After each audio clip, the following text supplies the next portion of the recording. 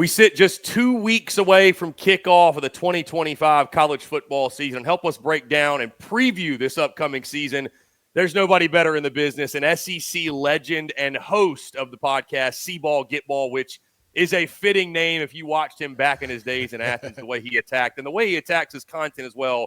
The man, the myth, the legend, David Pollack joins the show. David, what's going on, man? Appreciate you taking the time. Really excited to chat with you. Like we mentioned, kickoff finally is just around the corner. Finally here.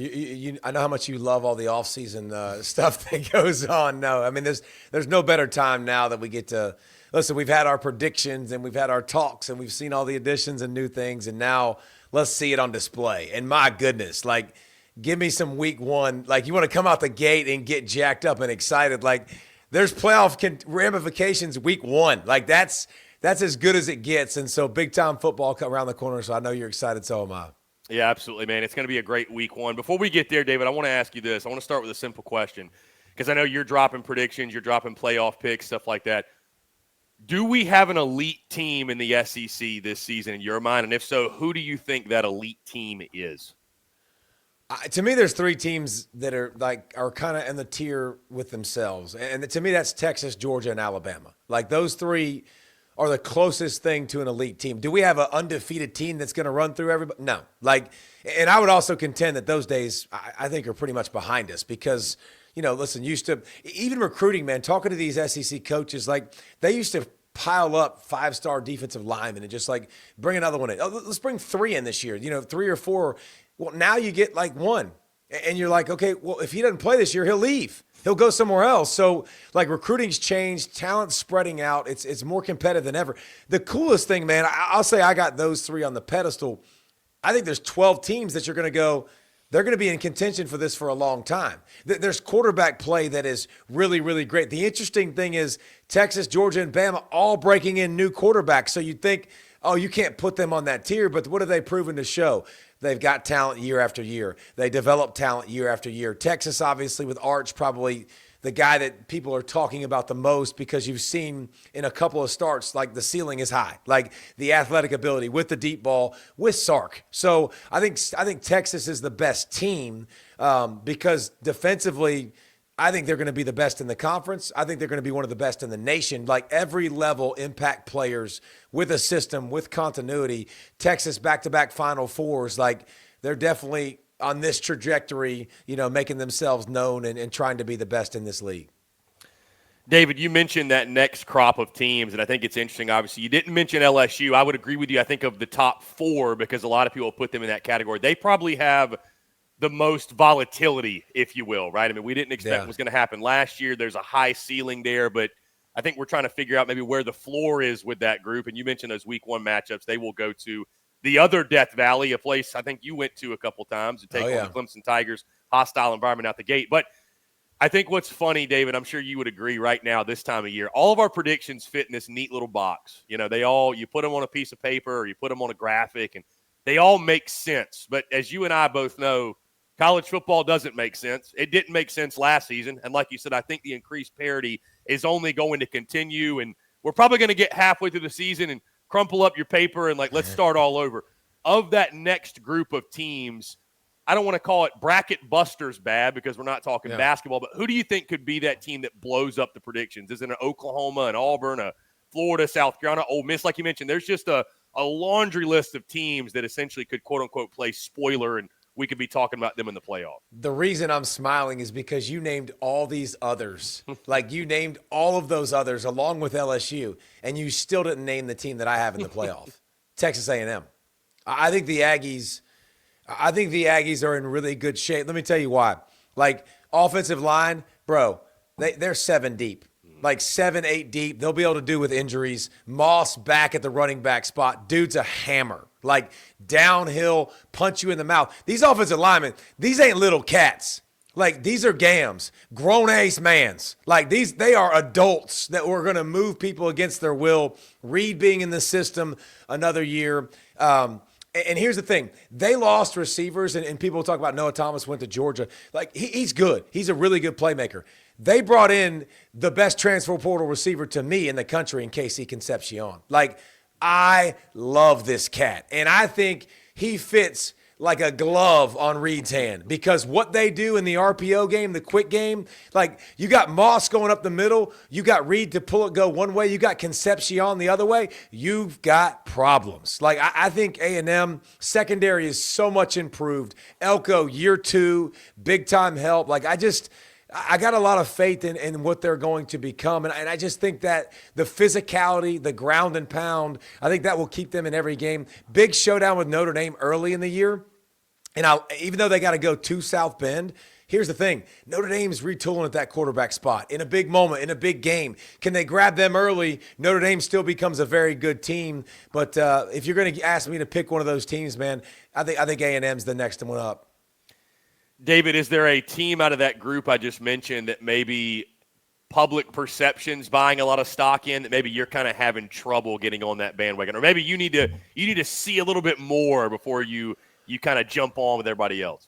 Man, I love so many teams, and there's not a lot to say about them. Like, if you want to give me OU and Florida, I'm like, elite quarterbacks, like really good. I believe in what they've done, what they've added, what they're building, but the schedule sucks. Like, the schedule's awful. Like, so I'm not going to throw my hat on them.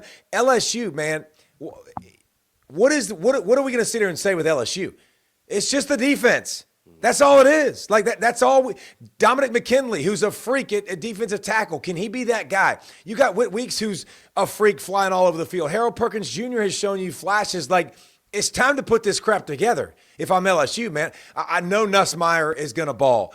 Do I have question marks about the offensive line? Yes, I do. Like, losing a bunch of guys up front, can they have more balance? But LSU, they're not a team. They didn't bring Brian Kelly in to go 9-3. Like, their last 3 coaches won natties. That's what they expect in Baton Rouge. And so I think Brian Kelly, the transfer portal class is elite. Anderson in the slot is good. Dermott, running back as a freshman, showed you he could be great. Like, they've got all the pieces, man. But just, can they get the defensive bust, the defensive big plays, the secondary figured out? That will decide. And here's the thing. If they play better defense this year, yeah, like, I'm ready to go ahead and say I'll give you LSU in that mix, no problem. It's been frustrating to watch a team, DBU. Like, their pass coverage has not been good. Their pass rush hasn't been elite. So time for some of those guys to step up, make plays, and make that defense be better than average. Like, be what LSU should be. David, I want to go back to the top of the conference and talk with you with what I think is a fascinating phenomenon going in this season, because obviously this time last year we're talking about Texas and Oklahoma, first season in the SEC. How were they going to fare? I think selfishly a lot of SEC folks were hoping they would take their licks, and one of them did, but Texas did not go to the SEC title. The only team that was able to deliver those knockout blows was the Georgia Bulldogs. Enter this season, Texas is the favorite. It feels like it's the way some people are acting. It's Texas is to lose, but how dare we forget that it's still Kirby Smart and the Dogs coming down the track. Yes, they got a new quarterback, new pieces all over the place, but still, it's Georgia. It's actually Kirby's most talented roster if you look on paper. What do you make about the battle at the top of the league? I'm not trying to leave Alabama out here, but I just think this Texas-Georgia conversation is really fun, because Texas is kind of the darling going in, and talking to some of the folks that I know in Athens, obviously you know really well, and just looking on social media, I feel like Georgia fans are loving this. Like, they're a little more PO'd than normal because of some of this chatter that's happening. It's like, hey, did y'all forget what happened last year? Kirby's excited. I can tell you that. Like, Kirby likes – I remember after the national championship game, like, guys were walking around after they two-peated and, like, feeling disrespected about what people said, because Kirby had got them to believe that people hated on – listen, they ain't been in this spot in a while. Like, but here's why. Here's why Georgia deserves criticism. That's the last year's running attack. Bro, that's the worst they've run the ball since I was in college, okay? I am not a young man. I am an older man now. Like, I am a middle-aged person. So it just shows you it's been a long time since they were that bad up front. 3 guys got drafted in the top 4 rounds. 3 guys, guard, center. Like, all those guys are gone. Like, I think Georgia retained a lot of their guys. I just the star power. Like, how many years can you go back? I bet I could give you 5 years, and you could go back and you could go, give me 5 stars on every Georgia team. Like, stars, studs. Who are those guys this year? I think that's where Like I see some young guys like Elijah Griffin, who's a 315-pound freshman defensive tackle, a 5-star all-world guy. This dude, like he's been clocked over 20 miles an hour on the GPS. Like that's speeding in a school zone, by the way, for a 315-pound man. That's an adult. Like that's a grown man. So there's talent for sure.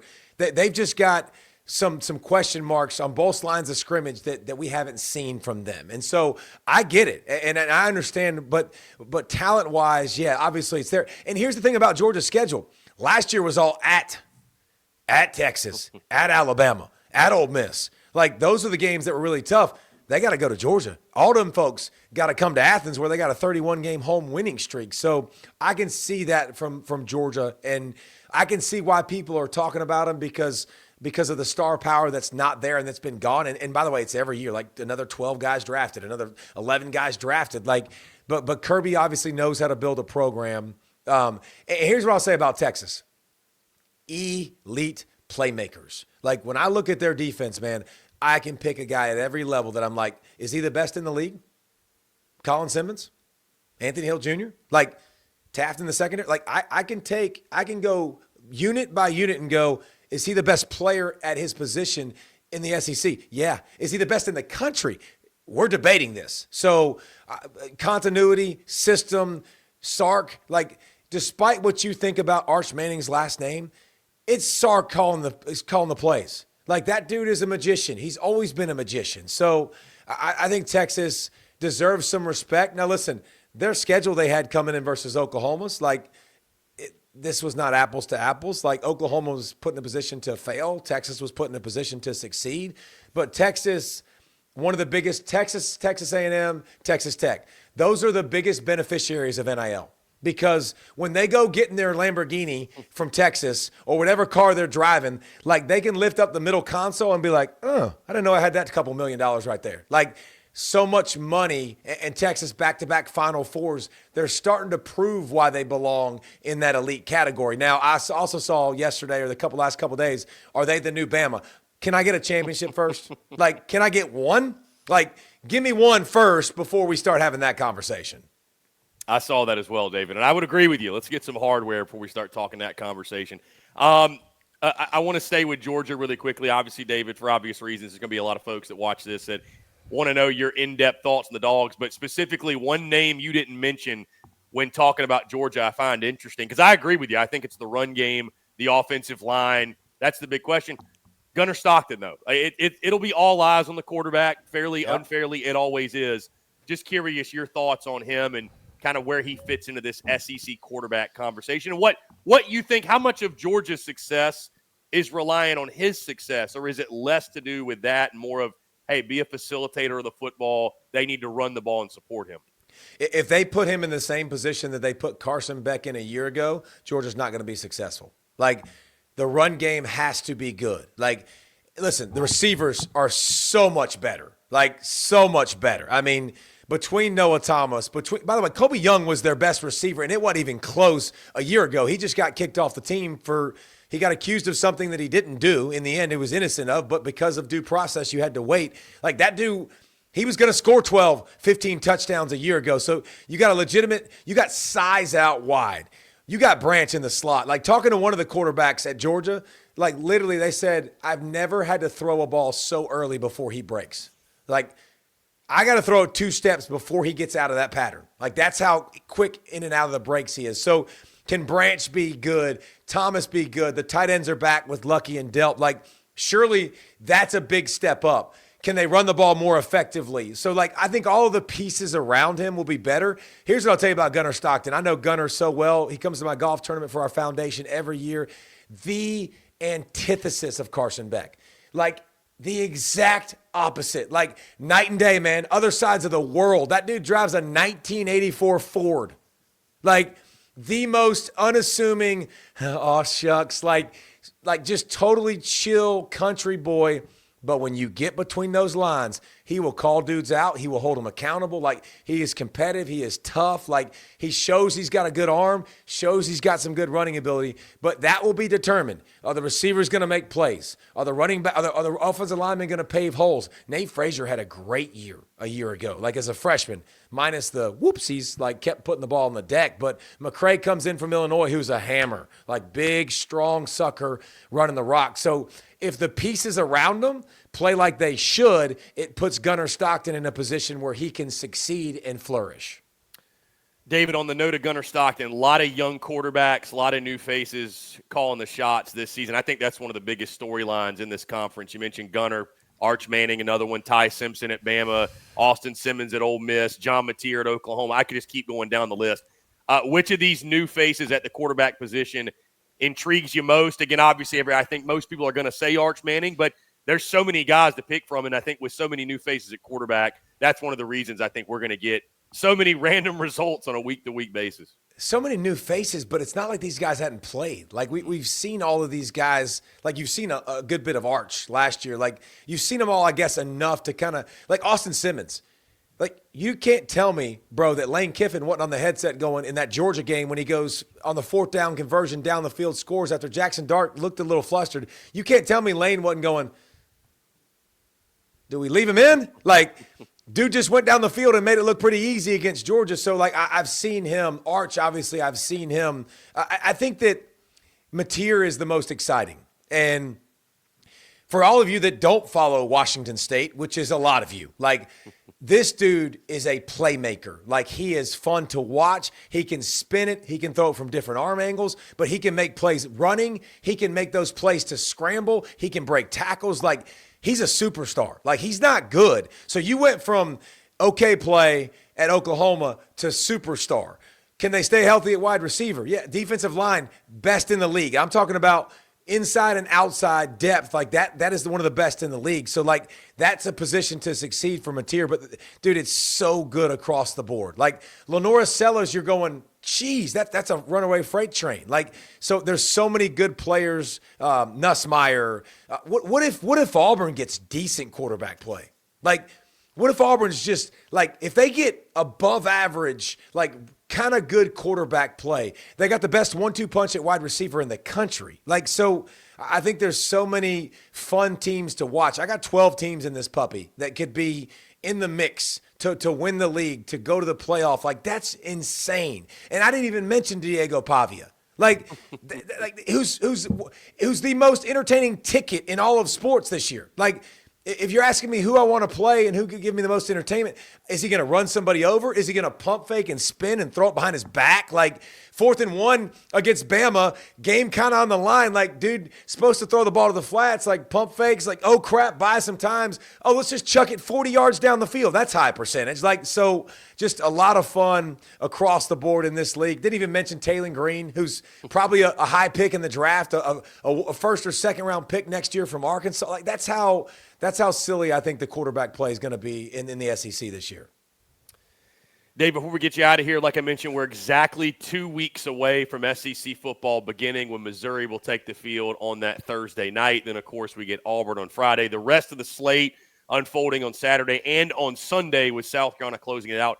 As we look at week one, because, again, it is that time to look ahead, David, obviously we've got some headliner matchups, Texas, Ohio State, and Columbus, a game that I'll be at, LSU, Clemson that night, Bama, Florida State. What are you most excited to learn from week one in particular? Man, I think it's crazy that week one has playoff ramifications, but this year it does. Like, LSU, man, hey, can we win an opener? Because it's been 5 years. Like, it's been 5 years since LSU won Joe Burrow was at LSU the last time they won an opener. And you think about who they lost to, by the way, it's kind of interesting. Like, Mississippi State, Mike Leach, obviously elite coach, Chip Kelly at UCLA, Mike Norvell twice, like with Florida State, that were good games, competitive games. And then, last year to Lincoln Riley and USC. So they've challenged themselves early, but they haven't had success. LSU needs to start fast, man. Like, that game means a lot, because if you're going to fight for the playoffs and you got a loss out of the conference, like, you're putting yourself behind the eight ball. Texas is kind of similar, man. Like, if Texas loses out of conference and then you go lose 2 in conference, like, You know exactly how that drill is going to go. Well, Texas has 3 losses. They shouldn't be in. Okay, if you played Ohio State at Ohio State to start the season, screw you. Like, it'd be the same boat, man. Like, you would have lost too, whoever team you're comparing them to. So those teams, a lot to prove out the gate. Like, those first few weeks, man, like I counted the other day, like there's like 7 or 8 matchups in the first 3 weeks that are big time, that are playoff implication type of deals. The cross matchup between Oklahoma and Michigan, like, that's fantastic early in the season. Notre Dame and A&M. Notre Dame and Miami. Like, Notre Dame replacing their QB, their stud, their baller. You better figure it out quick because you're coming out the gates with some challenges and some tough teams. So, man, I don't know that anybody's been this jacked up to start a season. Like, to know that, like, listen, baby doll, if you try to talk to me that weekend, like Labor Day weekend, we're going to have some problems. Like, my fat butt's going to be on the couch. We're going to be eating some food and, like, watching games because it's going to be every game, every window is going to be like, this is awesome. This is fantastic. David, one last thing. You can go to one game this season and one game only in person. Which game are you picking? Man, I'm a homebody. Put your Georgia hat on if you must, my guy. There's some good options. I'm just saying I'm a homebody. Like, yeah, you know what? I might shock you with this one. I might go to Ohio State and Michigan because I just can't imagine a more tense, butt-puckered stadium like than what the Ohio State fans are going to have, because they'll be in the playoff hunt, absolutely. And just, like, they've got very few problems. Like, I got 99 problems. They ain't got very many problems. But their one problem is Michigan. It's clearly Michigan. Like, that is a big deal, a big issue. Like, can they get over that? I bet that will be, one of the most fun, adrenaline, up and down, thrill-seeking games. And I think both of them will have a lot on the line late in the season with that history. I think that'll be fun. David Pollack, SEC legend and a legend in the podcasting and content game as well with his show, C-Ball, Get Ball. David, appreciate you taking the time. Also, newly a member of the Believe Network, just like us. Great to have you on. David, let folks know, in case they've been living under a rock, what you've been up to, where they can check out all your great work, how they can support your foundation, just support everything you've been doing. Well, C-Ball, Get Ball is the name of our show, and it's not a surprise, obviously, why that name is. Big, dumb defensive lineman. Ball moves, you move, you C-Ball, you go get ball. It was fitting for my personality. But no, I with my wife and her health, like, not really an opportunity to travel right now. She's fighting brain cancer, and so I'm coaching high school football, and we're staying here more. So, but I just love this, man. Just like you, you love this. You can feel your passion and energy, man, and it's awesome. It's fun, and so getting to cover it on a day in, day out basis. And we're gonna go Monday, we're gonna go Wednesday, we're gonna go Thursday, we're gonna go Saturdays at C-Ball, Get Ball, and then DavidPollack.com. You can read about our foundation as well if you'd like to support in any way, shape, or form. But appreciate you having my on, man. Yeah, David, appreciate you taking the time, and we'll do it again soon for sure. Have a good one, brother.